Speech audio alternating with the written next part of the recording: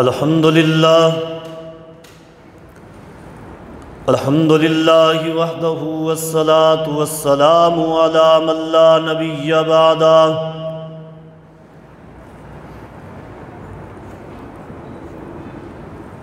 نحمدہ ونستعینہ ونستغفرہ ونعوذ باللہ من شرور انفسنا وسیئات اعمالنا من يهده الله فلا مضل له ومن يضلل فلا هادي له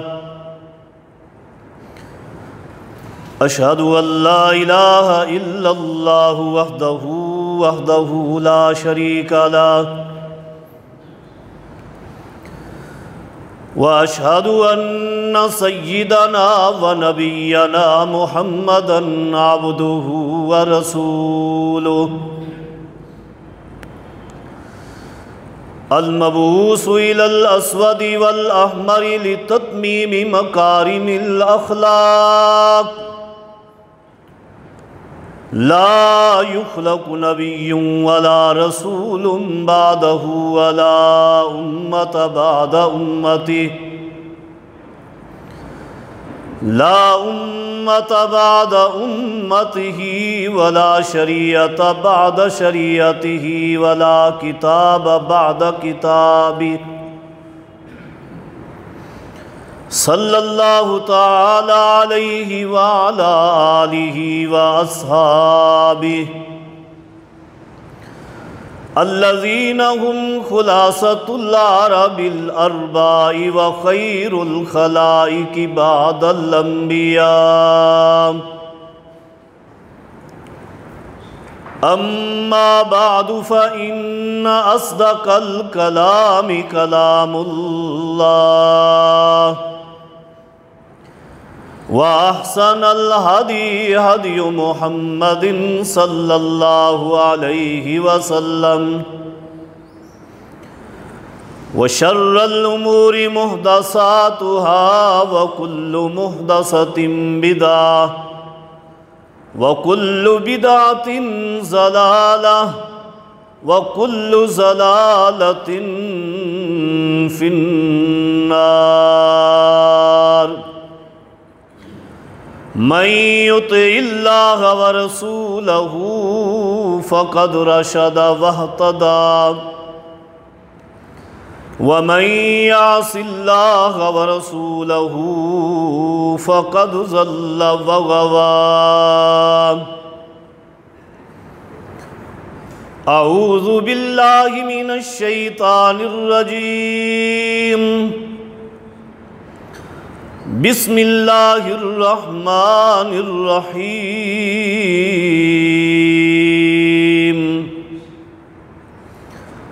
يا أيها الذين آمنوا إذا قمتم إلى الصلاة فاغسلوا وجوهكم وأيديكم إلى المرافق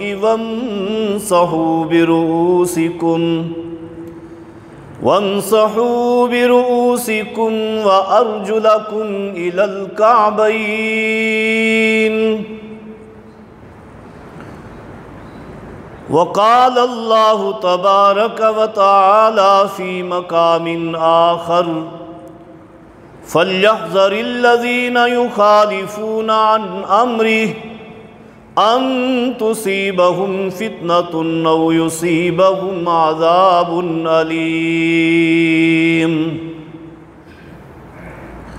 وقال النبي صلى الله عليه وسلم الوضوء شطر الإيمان او کما قال صلی اللہ علیہ وسلم۔ مختصر حمد و ثناء اور درود و سلام کے بعد میں دعا گو ہوں کہ اللہ رب کریم مجھے حق گوئی کی توفیق عطا فرمائے۔ اللہ رب کریم سے یہ بھی التجا ہے کہ رب کائنات مجھے اور آپ تمام ساتھیوں کو قرآن و حدیث کی صحیح فہم اور اس پر عمل پیرا ہونے کی توفیق عطا فرمائے۔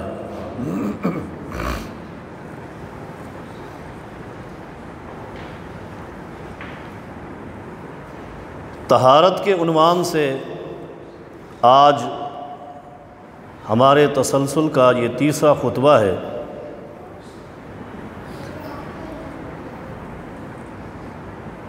اس میں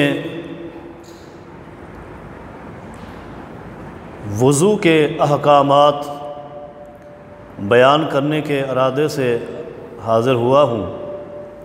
اللہ رب کریم میری اور آپ کی اصلاح فرما دے۔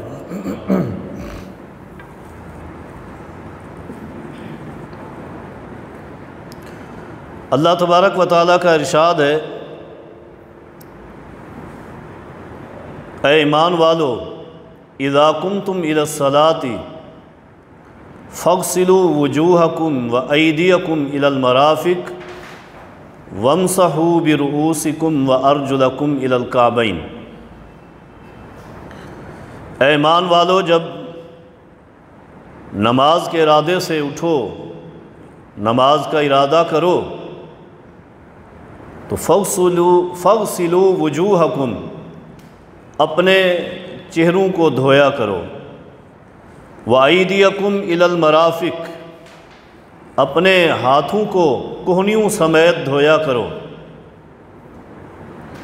وامسحوا برؤوسکم، اپنے سروں کا مسح کیا کرو، وارجلکم الی الکعبین، اور اپنے دونوں پاؤں کو ٹخنوں سمیت دھویا کرو۔ قرآن کریم میں اللہ رب کریم نے نماز کے لیے وضو کا اجمالی حکم دیا ہے۔ قرآن کریم میں اللہ رب کریم نے وضو کا مکمل طریقہ بیان نہیں کیا۔ معلوم ہوتا ہے کہ دین اسلام میں نبی علیہ السلام کی حدیث کی حیثیت لازم اور ملزوم کی ہے۔ نبی علیہ السلام کی حدیث کے بغیر دین اسلام کا کوئی ایک مسئلہ بھی سمجھ میں نہیں آ سکتا۔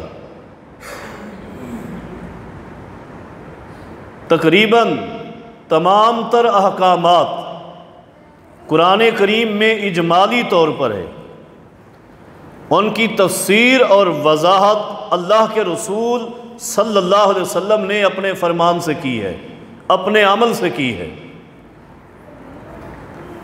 نماز کے لیے وضو کا حکم قرآن کریم میں یہاں اجمالی آیا ہے، جس کی وضاحت اللہ کے رسول صلی اللہ علیہ وسلم کے عمل سے اور آپ کی احادیث اور آپ کے فرامین سے ہوتی ہے۔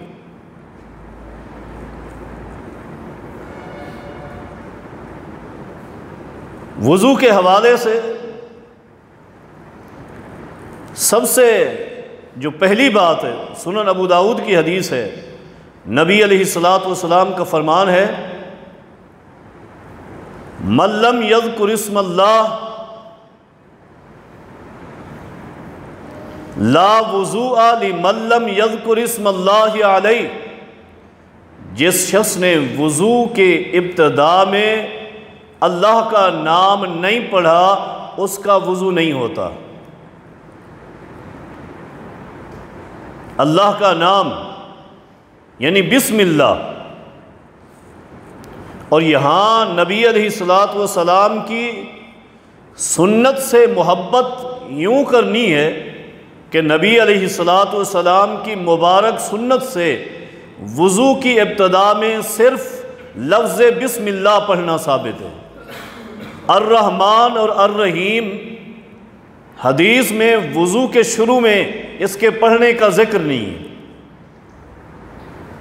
اگرچہ یہ دعا ہے اور یہ بہترین جملہ ہے، لیکن دین اسلام اس ضابطے کا نام ہے جو محمد الرسول اللہ صلی اللہ علیہ وسلم کی حیات طیبہ سے ملے۔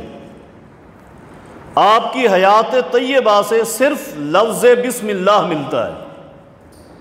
تو وضو کی ابتدا میں لفظ بسم اللہ پڑھنا لازمی ہے، ضروری ہے۔ اگر آپ جان بوجھ کر یہ دعا چھوڑ دیں گے تو نبی علیہ الصلوۃ والسلام کا فرمان ہے لا وضو، ایسے شخص کا وضو نہیں ہے۔ جب وضو نہیں ہے تو پھر آپ خود فیصلہ کر سکتے ہیں نماز کیسے ہو سکتی ہے، اگرچہ حدیث میں بھی ہے، لیکن یہ ایک عام شخص بھی سمجھ سکتا ہے جب وضو نہیں ہے تو پھر نماز کیسے ہوگی۔ لہذا وضو کی ابتدا میں سب سے پہلے بسم اللہ پڑھنی ہے، اور پھر وضو کا طریقہ جو نبی علیہ الصلوۃ والسلام سے مروی ہے، صحیح بخاری کی ایک حدیث ہے جو سنن نسائی کے اندر قدر تفصیل کے ساتھ ہے۔ سیدنا حمران رحمہ اللہ، جو سیدنا عثمان ابن عفان رضی اللہ تعالی عنہ کے غلام ہیں، ان سے روایت ہے، فرماتے ہیں کہ ایک دن سیدنا عثمان رضی اللہ تعالی عنہ نے دعا بوضوء، وضو کا پانی منگوایا۔ بخاری کے الفاظ ہیں دعا بالاناء، سیدنا عثمان نے برتن منگوایا جس میں پانی تھا، اور کیا کیا؟ فرماتے ہیں فَأَفْرَغَ عَلَىٰ كَفَّيْهِ ثَلَاثَ مِرَارٍ فَغَسَلَهُمَا۔ سیدنا عثمان رضی اللہ تعالی عنہ نے اپنے دونوں ہتھیلیوں پر اس برتن سے پانی کو ڈالا اور 3 مرتبہ دونوں ہاتھوں کو دھویا۔ 3 مرتبہ دونوں ہاتھوں کو دھویا، کس نے؟ سیدنا عثمان ابن عفان نے رضی اللہ عنہما۔ اور آگے حدیث کے الفاظ ہیں ثم ادخل یدہ فی الاناء، پھر برتن چونکہ بڑا تھا، بار بار اس کو ٹیڑھا کر کے پانی ڈالنا مشکل تھا، سیدنا عثمان رضی اللہ تعالیٰ عنہ نے کیا کیا؟ ادخل یمینہ فی الاناء، اپنا مبارک دایاں ہاتھ اس برتن کے اندر داخل کیا، چلو سے پانی لیا، چلو سے پانی لیا۔ اب یہاں ایک اور مسئلہ ہے، یہ چونکہ احکامات کے حوالے سے گفتگو ہے تو میں انشاءاللہ العزیز آہستہ آہستہ اور سمجھانے کی کوشش کر کے گفتگو کروں گا، جس طرح ایک سبق پڑھانے کا انداز ہوتا ہے، تاکہ بات سمجھ آتی رہے۔ ہاتھ کو برتن میں داخل کیا، کون سا ہاتھ؟ جو پہلے دھو چکے تھے، وضو کے لیے پہلے دھو چکے تھے۔ یہاں رک کر ایک اور بات کی طرف اشارہ کروں، یہ کتنی پاکیزہ اور سچی نبی علیہ الصلوۃ والسلام کی سنت ہے، یہ کھرا دین ہے۔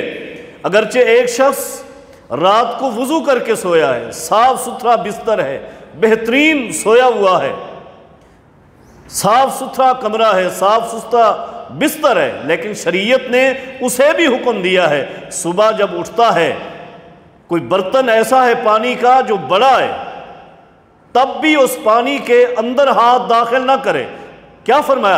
اِذَا اسْتَيْقَظَ أَحَدُكُم مِّن نَّوْمِهِ فَلَا يَغْمِسْ يَدَهُ فِي الْإِنَاءِ، جب نیند سے بیدار ہوں تو اپنا ہاتھ پانی والے برتن میں داخل نہیں کرنا، حتیٰ یغسلہما ثلاثاً، پہلے 3 مرتبہ اس کو دھوئیں۔ کیوں؟ نبی علیہ الصلوۃ والسلام فرماتے ہیں فلا یدری این باتت یدہ، رات کو نیند کی کیفیت میں ہاتھ کہاں کہاں مارتا رہا اس کو معلوم نہیں ہے، اس لیے کلی طور پر قاعدہ یہ ہے کہ پہلے وہ اپنے ہاتھوں کو صاف کرے اور دھوئے، بعد میں برتن میں داخل کرے۔ تو میں یہ عرض کر رہا تھا سیدنا عثمان رضی اللہ تعالیٰ عنہ نے اپنا دایاں ہاتھ برتن میں داخل کیا۔ یہاں ایک مسئلے کی وضاحت ایسے کہ جس ہاتھ کو سیدنا عثمان رضی اللہ تعالیٰ عنہ نے برتن میں داخل کیا وہ ہاتھ تھا جس کو وضو کرنے کے لیے پہلے دھویا ہے۔ کس کے لیے؟ وضو کے لیے پہلے دھویا ہے۔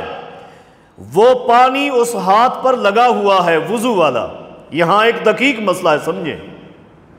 وہ مسئلہ یہ ہے کہ کچھ فقہا کے نزدیک جس پانی سے وضو کیا جائے وہ پانی ایک کیفیت ختم کر جاتا ہے۔ یہ عام جو پانی ہے نا سادہ، جس کو ہم پاک پانی کہتے ہیں، عموماً اس میں دو حیثیتیں ہیں، دو شرعی طور پر۔ اللہ رب کریم فرماتے ہیں وَأَنزَلْنَا مِنَ السَّمَاءِ مَاءً طَهُورًا۔ طہور، عربی میں لفظ طہور کے دو معنی ہیں، ایک ہے طاہر اور دوسرا مطہر۔ اس پانی کے اندر دو صفتیں ہیں، دو صفتیں، طاہر اور مطہر، یعنی یہ پاک بھی ہے اور پاک کرنے والا بھی ہے۔ طاہر معنی پاک اور مطہر معنی پاک کرنے والا۔ تو میں یہ عرض کر رہا تھا، کچھ فقہا کہتے ہیں جب وضو سے پانی سے وضو کیا جائے تو اس کی ایک صفت ختم ہو جاتی ہے۔ کون سی؟ مطہر والی۔ وہ طاہر، وہ پاک تو رہتا ہے لیکن دوسرے کو پاک نہیں کر سکتا۔ تو سیدنا عثمان رضی اللہ تعالی عنہ نے وہی ہاتھ دوبارہ برتن میں داخل کیا ہے، وضو والا پانی جو استعمال ہو چکا ہے، جس کے بارے کہا گیا ہے دوسری صفت ختم ہوگی، وہی پانی کے قطرات اسی برتن میں داخل ہو گئے ہیں، پھر اسی سے آگے وضو کیا ہے۔ ثابت ہوا ہے سیدنا عثمان کے اس عمل سے کہ اس پانی کی دونوں صفات باقی رہتی ہیں۔ یہ ایک صفت والا قول غلط ہے۔ وضو سے پانی کی دوسری صفت ختم نہیں ہوتی، وہ پاک بھی رہتا ہے اور پاک کرنے والا بھی رہتا ہے۔ ٹھیک ہے؟ تو سیدنا عثمان رضی اللہ تعالیٰ عنہ نے اپنا دایاں ہاتھ برتن میں داخل کیا اور پانی کا چلو لیا۔ پانی کا چلو لے کر کیا کیا؟ فَمَزْمَزَ وَاسْتَنْثَرَ ثَلَاثًا، کلی کی، ناک میں پانی چڑھایا، ثلاثاً، 3 مرتبہ، 3 مرتبہ۔ اب کلی کرنا اور ناک میں پانی چڑھانا شریعت میں اس کے 2 طریقے، ایک طریقہ افضل اور اولا ہے اور دوسرا طریقہ بھی درست ہے۔ ایک طریقہ یہ ہے، صحیح بخاری کے الفاظ، سیدنا عبداللہ بن زید فرماتے ہیں نبی علیہ الصلوۃ والسلام نے وضو کیا، میں نے آپ کو وضو کرتے ہوئے دیکھا، فَأَدْخَلَ يَمِينَهُ فِي الْإِنَاءِ، نبی علیہ الصلوۃ والسلام نے اپنا دایاں ہاتھ برتن میں داخل کیا، دایاں ہاتھ برتن میں داخل کیا، پانی لیا اور کیا کیا؟ فَمَزْمَزَ وَاسْتَنْشَقَ وَانْثَرَ ثَلَاثًا بِثَلَاثِ غُرُفَاتٍ، آپ نے 3 ہی چلو کے ساتھ کلی بھی کی اور ناک میں پانی بھی چڑھایا، جس کی وضاحت ایک دوسری حدیث سے صحیح بخاری میں ہوتی ہے، من کفۃ واحدۃ، ایک ہی ہتھیلی سے، ایک ہی چلو سے دونوں کام کیے، یعنی چلو میں پانی لیا، آدھا منہ میں ڈالا اور آدھا ناک میں، کلی بھی کی، ناک کو بھی جھاڑا، پھر دوسرا چلو لیا، 3 مرتبہ اس طرح کرنا۔ یہ عمل حدیث کے اعتبار سے افضل ہے، یہ عمل حدیث کے اعتبار سے افضل ہے کہ ایک ہی چلو میں پانی لے، آدھا منہ میں اور آدھا ناک میں۔ نبی علیہ الصلوۃ والسلام نے ایسے کیا، سیدنا عثمان رضی اللہ تعالیٰ عنہ نے ایسا کیا، جبکہ سنن نسائی اور ابو داؤد وغیرہ میں دوسری روایت بھی مروی ہے جس میں یہ طریقہ ہے کہ ایک ایک چلو سے پہلے الگ سے کلی کی 3 مرتبہ اور پھر چلو لے کر 3 مرتبہ ناک میں پانی چڑھایا اور جھاڑا، یہ عمل بھی ثابت ہے۔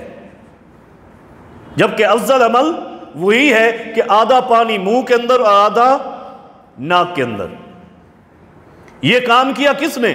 سیدنا عثمان بن عفان نے رضی اللہ عنہ۔ پھر اپنے چلو کے ساتھ ہی اسی برتن سے پانی لیا، حدیث کے الفاظ ہیں فغسل وجہہ ثلاثا، 3 مرتبہ اپنے چہرے کو دھویا، 3 مرتبہ چہرے کو دھویا۔ چہرے کو دھونے کے ساتھ داڑھی کا خلال بھی ہے۔ صحابی فرماتے ہیں رأیت النبی صلی اللہ علیہ وسلم، میں نے اللہ کے پیغمبر کو دیکھا، یخلل لحیتہ، نبی علیہ الصلوۃ والسلام اپنی مبارک داڑھی کا خلال کرتے تھے۔ خلال کیسے کرنا ہے؟ چہرہ دھونے کے بعد ایک چلو میں پانی لیں، ٹھوڑی پہ ڈالیں اور پھر ہاتھ کی انگلیوں سے داڑھی کو تھوڑا سا مسل دیں تاکہ یہ تھوڑی جو ہے یہ تر ہو جائے. یہ خلال ہے. یہ کیا ہے؟ خلال ہے. اور نبی علیہ الصلوۃ والسلام سے ہاتھوں اور پاؤں کی انگلیوں کا خلال بھی ثابت ہے، وہ بھی کرنا ہے. جب ہاتھ دھوئے نبی علیہ الصلوۃ والسلام، صحابی فرماتے ہیں رأیت النبی صلی اللہ علیہ وسلم یخلل بین اصابع یدیہ ورجلیہ، اللہ کے پیغمبر نے اپنے دونوں ہاتھوں کی انگلیوں کا بھی خلال کیا اور پاؤں کی انگلیوں کا بھی خلال کیا. ہاتھ کی انگلیاں ایک دوسرے کے اندر داخل کرنی ہے تاکہ کوئی جگہ خشک نہ رہ جائے. اور خصوصاً سردیوں میں یہ عمل توجہ کے ساتھ کرنا چاہیے کیونکہ خشکی ہوتی ہے اور ہاتھ پر کہیں جگہ خشک نہ رہ جائے. انگوٹھی وغیرہ پہنی ہوئی ہے اس کو ہلائیں، آگے پیچھے کریں، اس کے نیچے بھی پانی چلا جائے. کیوں؟ اس لیے کہ نبی علیہ الصلوۃ والسلام کا فرمان ہے ویل للعقاب من النار. نبی علیہ الصلوۃ والسلام نے ایک صحابی کو دیکھا وضو کر کے اٹھ کے جا رہے تھے، ایڑی کی تھوڑی سی جگہ خشک تھی، پاؤں پہ ایڑی تھوڑی سی خشک تھی. آپ نے فرمایا جس کی ایڑی خشک رہ گئی وضو کرتے ہوئے اس کے لیے جہنم کی آگ ہے. صحابی واپس آئے، دوبارہ وضو کیا. اس لیے توجہ کے ساتھ وضو کرنا ہے، خلال بھی کرنا ہے. چہرہ دھویا، چہرہ دھونے کے بعد سیدنا عثمان رضی اللہ تعالیٰ عنہ سے یہ حدیث ہے اس لیے ان کا نام بار بار لے رہا ہوں. پھر کیا کرتے ہیں؟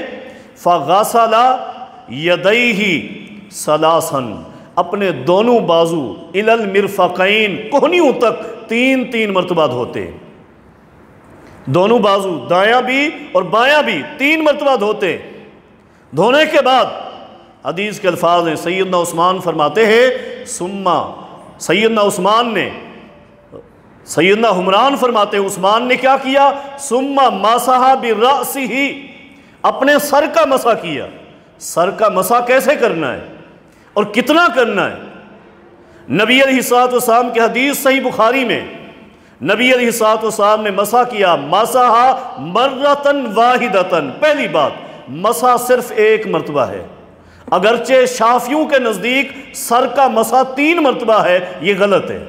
3 مرتبہ آپ بار بار مسح کر کے دیکھیں، بالوں کا اکثر حصہ گیلا ہو جائے گا، یہ تو دھل جائیں گے. جبکہ مسح کرنا ہے، دھونا نہیں، بالوں کو مسح کرنا ہے. تو مسح حدیث سے 1 مرتبہ ثابت ہے، 1 مرتبہ مسح کرنا ہے. اور پھر کیا کرنا ہے؟ نبی علیہ الصلوۃ والسلام کا طریقہ کیا ہے؟ فرمایا مسح برأسہ بدأ بمقدم رأسہ. نبی علیہ الصلوۃ والسلام نے دونوں ہاتھوں سے مسح کیا، دونوں ہاتھوں سے مسح کیا. سر کے شروع سے، ابتدا سے یہاں سے ہاتھ چلائے.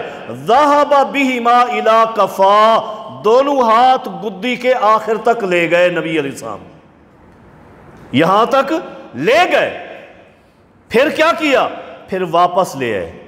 ثم رجع، پھر واپس لے آئے. حتی الی المکان الذی بدأ من، اس جگہ تک لے آئے دونوں ہاتھوں کو جہاں سے شروع کیا. یہاں سے شروع کیا، دونوں ہاتھ گدی کے آخر تک لے گئے. پھر واپس لے کر آئے یہاں تک جہاں سے شروع کیا تھا، اور پھر وہاں سے لے گئے دونوں کانوں کا مسح کیا. الاذنان من الراس، یہ حدیث ہے. شہادت کی انگلی کانوں کے اندر اور انگوٹھا باہر، اس کو گھما کر مسح کرنا ہے. یہ نبی علیہ الصلوۃ والسلام کا مسح کا طریقہ ہے. 1 مرتبہ مسح اور پورے سر کا مسح. شافعیوں کے نزدیک اگر 3 بالوں کا بھی مسح ہو جائے تو وہ کہتے ہیں مسح ہو جاتا ہے. 3 بالوں کو ہاتھ لگا لے مسح ہو جاتا ہے. جبکہ ہدایہ میں ہے والمفروض من الرأس، والمفروض من الرأس بمقدار الناسیہ وہو ربع الرأس. کہتے ہیں سر کا مسح جو فرض ہے وہ کتنا ہے؟ پیشانی کی مقدار کے برابر. یہ جو پیشانی ہے آپ کی، پیشانی کی مقدار کے برابر مسح کرنا یہ فرض ہے. اور وہ کتنا بنتا ہے آگے وضاحت بھی کی. وہو ربع الراس، سر کا چوتھا حصہ. اللہ کے پیغمبر نے کتنا مسح کیا؟ مکمل سر کا. اور کیا لکھا؟ سر کے چوتھے حصے کا مسح کر دیا تب ٹھیک ہے. دلیل بھی میں عرض کر دیتا ہوں. دلیل آگے یہ ذکر کی وہ حدیث بیان کی جس حدیث میں اللہ کے پیغمبر کا یہ عمل ہے کہ نبی علیہ الصلوۃ والسلام نے ایک مرتبہ مسح کیا، مسح علی ناصیتہ و علی امامتہ، نبی علیہ الصلوۃ والسلام نے پگڑی باندھی ہوئی تھی اور پگڑی کھولنا مشکل تھا، تو پگڑی کے اوپر سے بھی مسح شریعت میں جائز ہے، یہ انشاءاللہ میں بعد میں بیان کروں گا وضاحت کے ساتھ۔ تو نبی علیہ الصلوۃ والسلام نے اس دن پیشانی کے اوپر بھی ہاتھ پھیرا اور پوری پگڑی کا بھی مسح کیا، پوری پگڑی کا بھی مسح کیا۔ حضرات نے پگڑی کے مسح کا انکار کر دیا اور پیشانی والے حصے کو لے کر سر کی چوتھائی حصے کا مسح بنا دیا۔ کہ شریعت اپنی مرضی کی ہے، جس طرف مرضی آئے پھیر دیں۔ اس لیے میرے دوستو، مسح کرنا ہے مکمل سر کا، پورے سر کا مسح کرنا ہے اور دونوں ہاتھوں سے کرنا ہے۔ اور اسی طرح ایک اور غلطی بھی ہے یہاں مسح میں، اب اکثر دیکھنے میں آتا ہے کہ اپنے الٹے ہاتھ کو گردن پر پھیرا جاتا ہے، الٹا ہاتھ گردن پر پھیرا جاتا ہے، یہ بات بھی درست نہیں ہے۔ بہشتی زیور والے نے لکھا ہے اگرچہ کہ اپنے دونوں ہاتھوں کی انگلیوں کی الٹی سائیڈ کو اپنی گردن پر بھی پھیریں، اور آگے کوئی حوالہ نہیں لکھا، جبکہ یہ دین اللہ کی وحی کا نام ہے، اس میں حوالہ چلتا ہے قرآن کا یا محمد مصطفیٰ کے فرمان کا۔ اگر یہ دو چیزیں موجود ہیں تو بات ٹھیک ہے، ورنہ کوئی عالم کچھ کہہ دے کچھ لکھ دے وہ ہمارے لیے دلیل نہیں ہے۔ دلیل، حجت اور دین اللہ کا قرآن ہے، محمد رسول اللہ کا فرمان ہے۔ یہ گردن کا الٹے ہاتھ سے مسح کرنا یہ شریعت سے ثابت نہیں ہے۔ زاد المعاد میں امام ابن قیم رحمہ اللہ فرماتے ہیں کہ کسی بھی صحیح حدیث سے یہ بات ثابت ہی نہیں ہے کہ کوئی شخص مسح کرتے ہوئے اپنے الٹے ہاتھ اپنی گردن پر پھیرے، یہ ثابت ہی نہیں۔ تو جو چیز شریعت سے ثابت نہیں، اگر اس کو شریعت میں ہم داخل کرتے ہیں، ایک عمل کا حصہ بناتے ہیں، تو عزیز ساتھیوں یہ شریعت میں ایک اضافہ ہو جاتا ہے، شریعت میں اضافہ ہو جاتا ہے۔ اضافے کی بہت ساری بحث ہو سکتی ہے، بہت سارے اس کے رد کے دلائل ہو سکتے ہیں، لیکن میں وضو ہی کی ایک حدیث سے اس کا رد کر کے اپنی بات کو آگے چلاتا ہوں۔ سنن ابن ماجہ کی حدیث ہے، نبی علیہ الصلوۃ والسلام نے ایک دن وضو کیا، ایک دن نبی علیہ الصلوۃ والسلام نے وضو کیا۔ وضو کرنے کے بعد نبی علیہ الصلوۃ والسلام فرماتے ہیں، لوگو یہ وضو ہے۔ وضو نبی علیہ الصلوۃ والسلام سے ایک ایک مرتبہ اعضاء کو دھونا بھی ثابت ہے، دو دو مرتبہ دھونا بھی ثابت ہے، تین تین مرتبہ بھی دھونا ثابت ہے۔ نبی علیہ الصلوۃ والسلام نے تین تین مرتبہ وضو کر کے فرمایا، یہ میرا وضو ہے، ھذا وضوئی، لوگو یہ میرا وضو ہے۔ اور آگے کیا فرمایا؟ فرمایا فمن زاد علی ھذا، جس نے میرے اس طریقے میں، میرے اس وضو میں اضافہ کر دیا، اس نے تین برائیاں کی ہیں، تین غلط کام کیے ہیں۔ اضافہ اگرچہ ایک بھی کیا، لیکن تین جملے نبی علیہ الصلوۃ والسلام نے ارشاد فرمایا، فرمایا یہ میرا وضو ہے، یہ میرا وضو ہے۔ من زاد علی ھذا، جس نے میرے وضو میں اضافہ کیا، میرے طریقے میں اضافہ کیا، سنیے، فقد عصا، فقد عصا، اس نے برا کیا ہے، اس نے کیا کیا ہے؟ برا کام کیا ہے۔ پیغمبر کا طریقہ آ جانے کے بعد اس نے اپنی مرضی سے دین کو بنایا، برا کام کیا۔ اور دوسرا کیا فرماتے ہیں؟ فرمایا وَتَعَدَّى، وہ حد سے بڑھ گیا ہے، میں نے ایک حد مقرر کر دی تھی، اور حد مقرر کرنے والے محمد الرسول اللہ ہے صلی اللہ علیہ وسلم۔ اللہ نے یہ اتھارٹی کسی اور کو نہیں دی، یہ حد آپ مقرر کر سکتے ہیں، اس لیے آپ کے حق کو چھینا تو کیا بن گیا؟ اور آگے فرمایا وَظَلَمَ، اور اس نے ظلم کیا ہے۔ یہ تین جملے نبی علیہ الصلوۃ والسلام فرماتے ہیں کہ جس شخص نے میرے اس وضو میں اضافہ کر دیے، فقد عصا وتعدى وظلم، اس نے برا کیا ہے، وہ حد سے بڑھ گیا ہے اور اس نے ظلم کیا ہے۔ تو میں یہ عرض کر رہا تھا کہ سیدنا عثمان رضی اللہ تعالیٰ عنہ نے اپنے سر کا مسح کیا ایک مرتبہ، اور مسح کرنے کے بعد پھر کیا کیا؟ ثم غسل رجليه ثلاثا، اپنے دونوں پاؤں کو تین مرتبہ دھویا۔ الی الکعبین ٹخنوں سمیت، 3 مرتبہ اپنے پاؤں دھوئے ٹخنوں سمیت۔ یہاں بھی ایک نقطہ ہے، وہ نقطہ کیا ہے؟ کچھ لوگوں کے نزدیک پاؤں کا دھونا وضو کے اندر فرض نہیں ہے، وضو کے اندر پاؤں کا دھونا فرض نہیں ہے۔ وہ کیا کہتے ہیں؟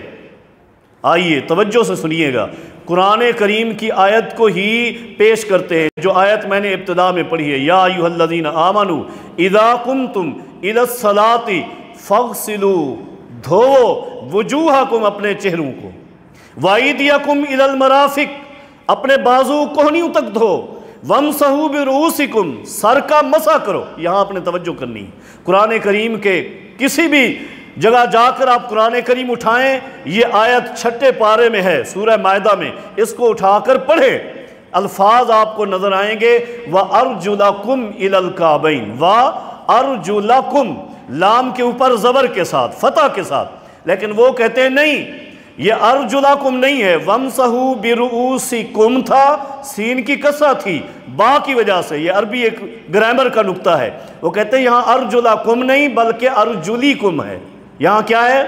ارجلیکم، تو معنی پھر بنے گا سر کا بھی مسح کرو، پاؤں کا بھی مسح کرو، اس لیے وہ کہتے ہیں پاؤں کو وضو میں دھونا فرض نہیں ہے، پاؤں کے اوپر سے مسح کر لیں، وضو ٹھیک ہے۔ وضو کیا ہے؟ ٹھیک ہے۔ پہلا نقطہ، پہلی بات، یہ قرات ہی شاذ ہے، یہ قرات ہی شاذ ہے اور غلط ہے، یہ معنی محدثین سے مفسرین سے قرات ثابت ہی نہیں، یہ معنی ثابت ہی نہیں ہے۔ اور دوسری چیز، اگر دنیا کا کوئی شخص یہ قرات پڑھتا بھی ہے، یہ قرات پڑھتا بھی ہے، تو عربی لغت میں ہم اسے کسرہ مجاورت کہتے ہیں، کہ ہمسائیگی کی وجہ سے یہ کسرہ آئی ہے، کسرہ کا یہاں حق نہیں تھا، اصل میں ارجلکم ہے۔ کیوں؟ اس لیے کہ وضو کا مکمل طریقہ قرآن کریم میں نہیں ہے، وضو کا مکمل طریقہ محمد الرسول اللہ صلی اللہ علیہ وسلم نے سکھلایا ہے، اور آپ کے مکمل طریقے میں، پورے طریقے میں وضو میں پاؤں دھوئے جاتے ہیں، پاؤں کا مسح نہیں کیا جاتا، پاؤں کا مسح نہیں کیا جاتا۔ اگر یہ قرات مان بھی لی جائے تب بھی اللہ کے پیغمبر صلی اللہ علیہ وسلم کا اپنا عمل اس کو رد کر رہا ہے۔ جب یہ شریعت، یہ قرآن کریم اللہ نے اپنے پیغمبر پر نازل کیا ہے، اور پیغمبر نے اس کی تشریح سمجھی ہے، امت کو سمجھائی ہے، صحابہ کے سامنے عمل کیا ہے، آپ نے پاؤں دھو کر دکھلائے ہیں، اس لیے کوئی شخص اس قرات سے فائدہ اٹھا کر یہ ناجائز عمل نہیں کر سکتا۔ اگر ایسا کرے گا اس کا وضو نہیں ہوگا، اور جس کا وضو نہیں ہے فرمایا لا صلاۃ لمن لا وضو علی، اس شخص کی نماز نہیں جس کا وضو نہیں۔ اور پھر پاؤں کو دھونے کا حکم دوسرا یوں بھی دیا، ویل للعقاب من النار، جس کی ایڑی خشک رہ گئی، ایڑی پر ناخن کے برابر جگہ بھی اگر خشک ہے، جان بوجھ کر چھوڑ دیتا ہے، اللہ کے پیغمبر صلی اللہ علیہ وسلم اسے جہنم کی وعید سناتے ہیں، اور یہ جان بوجھ کر پاؤں کو نہیں دھوتا، پاؤں کے اوپر مسح کرتا ہے، اس شخص کا وضو نہیں ہے، اس شخص کا وضو نہیں ہے۔ لہذا عزیز ساتھیو، وضو چونکہ نماز کے لیے لازمی اور ضروری ہے، وضو نماز کے لیے لازمی اور ضروری ہے، وضو کا ایک ایک طریقہ ہم نے سیکھنا ہے، کس سے؟ محمد الرسول اللہ صلی اللہ علیہ وسلم سے۔ نبی علیہ الصلوۃ والسلام کو اللہ پاک نے دنیا میں بھیجا ہے، آپ نے دنیا میں آ کر اپنی امت کو تعلیم دی ہے۔ اللہ اکبر۔ کچھ لوگوں نے یوں بھی لکھا ہے، کچھ لوگوں نے یوں بھی لکھا ہے، اور میں الحمدللہ حوالے سے گفتگو کرتا ہوں، حوالے کے بغیر نہیں ہوگی، حوالہ میرے ذمے۔ یوں بھی لکھا ایک مصنف نے یوں بھی لکھا ہے بہشتی زیور میں کہ اگر کوئی عورت نہا لے، یہاں یہ بھی وضاحت کر دوں، اس نے عورت کو مخاطب کیوں کیا ہے؟ اگرچہ یہ مسائل سب کے لیے ایک جیسے ہیں، لیکن مصنف نے عورت کو مخاطب اس لیے کیا ہے، اس نے یہ پوری کتاب لکھی ہی عورتوں کے بارے میں۔ آپ کے شاید علم میں ہو کہ بعض حلقوں میں جب لڑکی کی شادی ہوتی ہے تو اس کو جہیز میں سب سے بڑا جو تحفہ دیا جاتا ہے یہی بہشتی زیور کا دیا جاتا ہے، اور اس لیے انہوں نے مصنف نے وہاں عورتوں کو ہی مخاطب کیا ہے۔ کہتے ہیں، لکھتے ہیں کہ جب کوئی عورت نہا لے یعنی پورے جسم کو دھو لے، یا آگے کیا کہتے ہیں، یا کسی حوض میں گر پڑے، تالاب میں راہ چلتے ہوئے آگے کوئی تالاب آ گیا، پھسلی عورت گر گئی، یا بارش ہو رہی تھی باہر کھڑی ہو گئی عورت، جسم پورا دھو لیا بارش میں، اور ساتھ ہی لکھتے ہیں وضو کا ارادہ کیا ہو یا نہ کیا ہو، وضو کرنے کا ارادہ کیا ہو یا نہ کیا ہو، اس عورت کا، اس مرد کا وضو ہو جائے گا، وضو پر جو نیکیاں ملتی ہیں وہ نہیں ملیں گی۔ کیا معنی؟ وضو ہو جائے گا یعنی نماز بھی ہو جائے گی۔ خالی جسم دھونے سے نماز پڑھنا یہ نبی علیہ الصلوۃ والسلام کے کسی ایک فرمان سے ثابت نہیں ہے، آپ سے ثابت نہیں ہے۔ نبی علیہ الصلوۃ والسلام نے اپنی پوری زندگی یہ عمل کبھی نہیں کیا، یہ عمل کبھی نہیں کیا، یہ ثابت ہے ہی نہیں۔ اگر ایسا ہوتا تو پھر جو غسل واجب ہے اس میں وضو کا حکم کیوں ہوتا؟ ڈائریکٹ جسم پر پانی بہاتے باز ختم نہیں۔ شریعت نے جو حکم دیا ہے اس میں ایک حکمت ہے۔ حکمت کیا ہے؟ کون جانتا ہے؟ یہ اللہ جانتا ہے۔ اللہ نے جو کچھ حکم دیا اپنے پیارے پیغمبر کو، ہم نے وہی کرنا ہے، اور پیارے پیغمبر صلی اللہ علیہ وسلم کو نماز کے لیے اللہ نے جو وضو سکھلایا ہے، جو حکم دیا ہے، اس وضو کا مکمل طریقہ قرآن و حدیث میں موجود ہے۔ یہ کوئی طریقہ نہیں ہے کہ تالاب میں گر گیا تو وضو ہو جائے گا، چاہے ارادہ ہے یا نہیں ہے نماز پڑھنے لگ جائیں، نہیں نہیں، یہ وضو نہیں ہے، یہ سرے سے وضو نہیں ہے۔ تو میں یہ عرض کر رہا تھا، صحیح بخاری کی حدیث، سیدنا عثمان رضی اللہ تعالیٰ عنہ نے یہاں تک جب وضو کیا تو پھر کیا فرمایا؟ فرمانے لگے، لوگو رأیت النبی صلی اللہ علیہ وسلم توضا نحو وضوئی ھذا، میں نے اللہ کے پیغمبر کو اپنی آنکھوں سے دیکھا تھا، اللہ کے پیغمبر نے میرے اس وضو کی طرح وضو کیا تھا، جس طرح آج میں نے تمہارے سامنے وضو کیا ہے، اللہ کے پیغمبر صلی اللہ علیہ وسلم نے مکمل اسی طرح وضو کیا تھا۔ اور ساتھ ہی ثم قال، پھر نبی علیہ الصلوۃ والسلام نے فرمایا تھا، لوگو من توضا نحو وضوئی ھذا، جس بندے نے میرے اس وضو کی طرح وضو کر لیا، ثم صلی رکعتین، پھر 2 رکعت نفل پڑھ لی، کس طرح پڑھی؟ فرمایا لا یحدث فیہما نفسہ، دل میں کسی قسم کا وسوسہ نہ آنے دیا، مکمل توجہ کے ساتھ، پوری توجہ اللہ کی طرف ہے، وضو کیا سنت کے مطابق، پوری توجہ سے 2 رکعت نفل پڑھ لیتا ہے، نبی علیہ الصلوۃ والسلام فرماتے ہیں غفر لہ ما تقدم من ذنبہ، اللہ رب کریم اپنے اس بندے کے پچھلے سارے گناہوں کو معاف فرما دیتا ہے۔ یہ غور کریں، آپ توجہ فرمائیں، یہ برکت کس چیز کی ہے؟ یہ برکت کس چیز کی ہے؟ یہ نبی علیہ الصلوۃ والسلام کی سنت سے محبت کی برکت ہے۔ اگر کوئی شخص اپنی مرضی کرتا ہے، آپ کی سنت کو ترک کر دیتا ہے، چھوڑ دیتا ہے، تو اس ثواب سے محروم ہے، اگرچہ وہ وضو کہتا پھرے، اپنی مرضی کرتا پھرے۔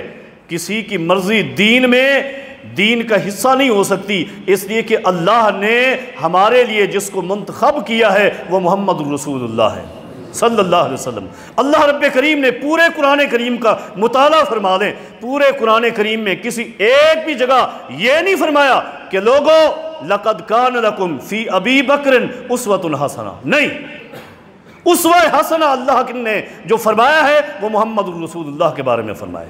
اسی لیے آپ کی زندگی ہمارے لیے نمونہ ہے۔ یہ وضو کے چند موٹے موٹے مسائل تھے، وضو کے مسائل ابھی کافی باقی ہیں، میں اختصار کے ساتھ یہ مسائل آپ کے سامنے عرض کر چکا، انشاءاللہ العزیز اگلے خطبہ جمعۃ المبارک کے اندر مزید اسی تسلسل کو بڑھائیں گے۔ وضو کے کافی احکامات ابھی باقی، وضو کا طریقہ بھی ہے اور وضو کے ساتھ پھر تیمم بھی ہے، غسل بھی ہے اور اس کے احکام بھی ہیں، انشاءاللہ العزیز یہ ترتیب کے ساتھ آپ ساتھیوں کے سامنے عرض کرنے ہیں، اور کوشش یہی کرنی ہے کہ ہم نے جو کچھ سیکھنا ہے وہ اللہ کے پیغمبر صلی اللہ علیہ وسلم کی سنت کے مطابق سیکھنا ہے۔ ہم نے ہر عمل کو کوشش کرنی ہے کہ اسی طرح کرنا ہے جس طرح اللہ کے پیغمبر نے ہمیں تعلیم دی ہے۔ اللہ رب کریم کا ارشاد ہے، مَن يُشَاقِقِ الرَّسُولَ مِن بَعْدِ مَا تَبَيَّنَ لَهُ الْهُدَىٰ وَيَتَّبِعْ غَيْرَ سَبِيلِ الْمُؤْمِنِينَ نُوَلِّهِ مَا تَوَلَّىٰ وَنُصْلِهِ جَهَنَّمَ وَسَاءَتْ مَصِيرًا۔ بڑا عظیم فرمان ہے، مَن يُشَاقِقِ الرَّسُولَ مِن بَعْدِ مَا تَبَيَّنَ لَهُ الْهُدَىٰ، دنیا کے جس شخص کے پاس اللہ کی طرف سے ہدایت پہنچ چکی اور پھر وہ اس ہدایت پر عمل نہیں کرتا، اللہ کے رسول کی مخالفت کرتا ہے۔ کیا معنی؟ رسول کی مخالفت کرنا ہدایت سے دور ہو جانا ہے۔ رسول کی مخالفت کرتا ہے، وَيَتَّبِعْ غَيْرَ سَبِيلِ الْمُؤْمِنِينَ، مومنوں کے راستے کو ترک کر دیتا ہے۔ اول مومن کون ہیں؟ وہ محمد الرسول اللہ صلی اللہ علیہ وسلم کے صحابہ کرام ہیں۔ صحابہ کرام کے طریقے کو چھوڑ دیتا ہے۔ صحابہ کرام کا طریقہ کیا ہے؟ آمنہ کے لال کے عمل کو دیکھ کر اپنی زندگی سنوارنا۔ صحابہ کرام نہیں دیکھتے تھے کس نے کیا کیا کیا کہا، صحابہ کرام وہی عمل کرتے تھے جو اللہ کے پیغمبر کو دیکھتے تھے۔